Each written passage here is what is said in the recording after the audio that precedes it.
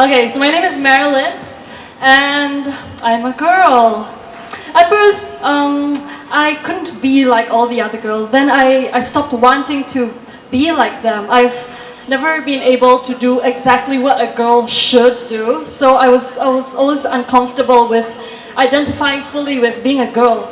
I think a lot of that stemmed from the things that people, my parents included, would say about them. You know, you're all familiar with the objections that parents make about girls' behavior, right? I would be called chulu, which loosely means rough or uncultured or crude. Maybe it's a cultural thing, but I think, you know, the ancient Chinese notion of the elegant girl child who does nothing but sit at home and do needlework still appealed to a certain part of my parents' psyche.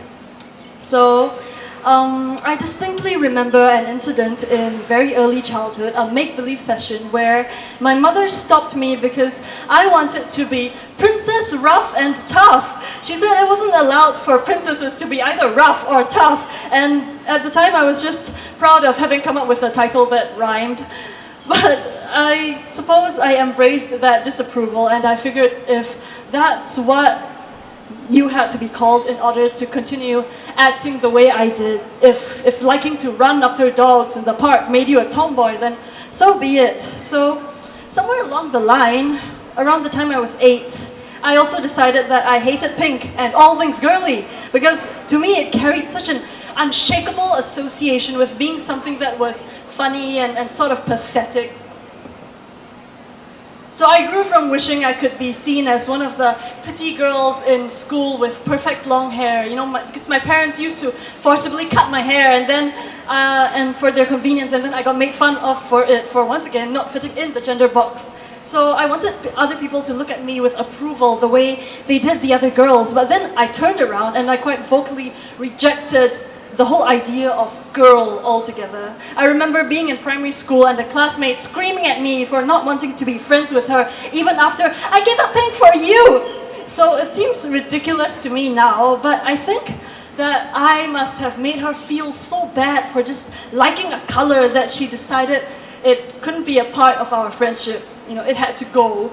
So she had to effectively deny who she was in order to be friends with me, and that is really sad.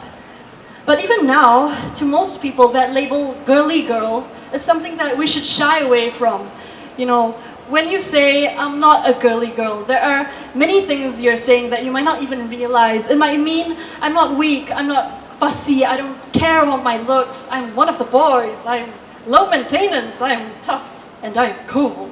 So I think I grew up thinking that way for far too long. I was deeply misogynistic even into my late teens because I didn't know any other way to be, right? I even took pride in hating women. There was a piece of mime theater that I had to perform. I performed drama in school where you have to, you know, mime communicate without words, right? And one part included the role of girls going shopping. So, you know, pretty standard stuff, girls going shopping, and it was such an insult to me that I had to be shopping as a girl, which to me, you know, at the time symbolized the height of stupid pastimes. So I ended up making a mockery of the thing and purposely attaching to the character all the horrible traits that I'd strived so hard to avoid by purposely not being a girly girl. So what I was communicating in the performance wasn't just the fact that I am just a girl going shopping. I made a caricature, and then it became a communication that, yes, I know I'm playing a girl going shopping. However, I hate it, and I'm purposely exaggerating the stereotype that girls who shop are stupid and superficial and move in ridiculous ways so that I can distance myself from this character. Because you see, I'm a cool girl. I don't usually do this. Please don't think less of me because I am playing a character that likes to shop. So during a rehearsal of this, the director commented, you really can see who among you the sexist is. And I, to my utter shame, I responded with a huge grin. I was like, yeah, I'm a sexist. To me, that was a great compliment. You know, it took me a very long time to unlearn all this self-hate about being a girl. So maybe this is because there are many who equate being a girly girl with traits that are not respectable, who associate femininity with weakness and masculinity with strength and aggression. You know, if you're girly, you're automatically assumed to be less assertive, you know, more emotional, physically weaker, less intelligent, and in other words, you are fragile and we should treat you as such. You are less capable. And these assumptions can be especially damaging when people throw around concepts like bimbo and airhead when it comes to describing women who speak or dress a certain way. Women are just constantly and casually judged for the way they express themselves. And it seems that people are compelled to remark on women's appearances. It doesn't matter what they look like. My friends will say of strangers, oh, her dress doesn't suit her body shape, or oh, she's wearing too much makeup. And that to me speaks volumes about how easy it is to dismiss women in our culture. It has always puzzled me that, the way a girl or woman can choose to physically express herself can provoke such contempt. On one hand, simplistically, it's a bit nonsensical. So do you want me to be girly or not? But on the other, if we look at how girly is seen, it makes sense. Society expects girls to strike a mythical balance between girly and not so girly, so that we're still cool and one of the boys, but still female enough to be physically appealing, So it's not really about who you actually are. It's about what people, even people on the street who don't know who you are, what they want you to be. So why is femininity a thing that has to be curbed and tailored and constantly pulled back until it is presentable to everyone else? Because there are days that I feel like dressing like a boy, and then there are some days that I like wearing flowers in my hair and short skirts and mascara. But when I embrace the girliness, I'm also hyper-aware that I'm opening myself up to a kind of disapproval because of what being a girl means to people. I once had a conversation with my driving instructor, and he said it was such a waste that I was reasonably attractive, but I refused to shave my underarms. What a shame that I wasn't trying to be as appealing as I possibly could to other people.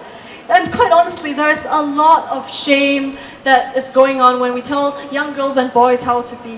When you're growing up, people in authority, such as your teachers and your parents, they tell you what you can and cannot do based on your gender. The teacher only wants boys to help her carry heavy things. Your parents might have said, oh, you're too kunyang, which, according to a dictionary of Singlish, is defined as, when used to describe a man, an effeminate or excessively sensitive man. Kunyang, when used to describe a woman, dependent, helpless. You notice how kunyang is a bad thing regardless of gender. So, research in the US shows that the worst insult boys can have thrown at them is being called a girl. What exactly are we teaching boys about being a girl? We need to think about why being girly is automatically a bad thing.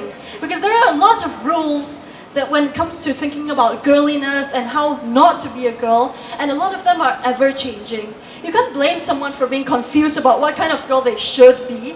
Maybe we are too used to thinking about how other people should be. As human beings, we are in love with categorizing things. But I hope that we can each make it a little easier to be a girl in our society. There doesn't have to be a single type of girl that we can all approve of. We can stop telling girls what they're doing wrong and accept that there are a lot of different ways to be a girl, even if they seem strange to you. Even if it doesn't seem to you like what a girl should be doing.